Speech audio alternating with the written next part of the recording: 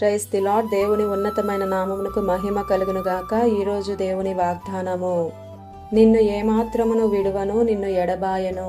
హెబ్రీలు రాసిన పత్రిక 13వ అధ్యాయం 5వ వచనము.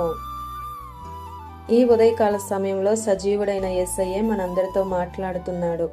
నిన్ను ఏమాత్రమును విడువను, ఎడబాయను అని. అనంతుడు ఆయన, అంతమే లేనివాడు.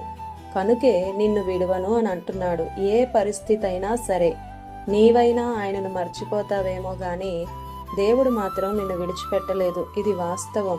ఎందుకో తెలుసా? నీవు ఆయన సొత్తు. నిన్ను తన ప్రాణాన్ని ధారబోసి వెల ఇచ్చి కొన్నాడు, మర్చిపోవడానికి కాదు. ఒక్కసారి నీ జీవితంలో దేవుడు చేసిన కార్యాలని జ్ఞాపకం తెచ్చుకో. ఏ సిచ్యువేషన్ అయినా సరే నిన్ను ఆయన మర్చిపోలేదు.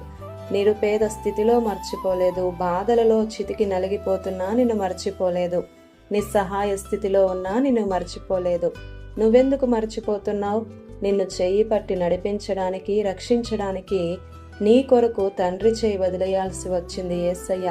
ప్రియ సహోదరుడా, సహోదరి, ఎవరో విడిచిపెట్టారని, నావారే మరిచారని భయపడవద్దు. అసలు ఏడవే వద్దు. అందరూ విడిచిపెట్టవచ్చు, కానీ పరలోకమందున్న తండ్రి మాత్రం నిన్నెన్నడూ విడువడు, ఎడబాయడు అనే సత్యాన్ని గ్రహించి ధైర్యంగా జీవించు.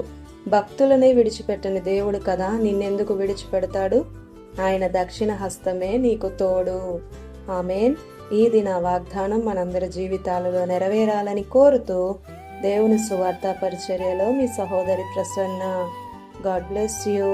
ఆమేన్.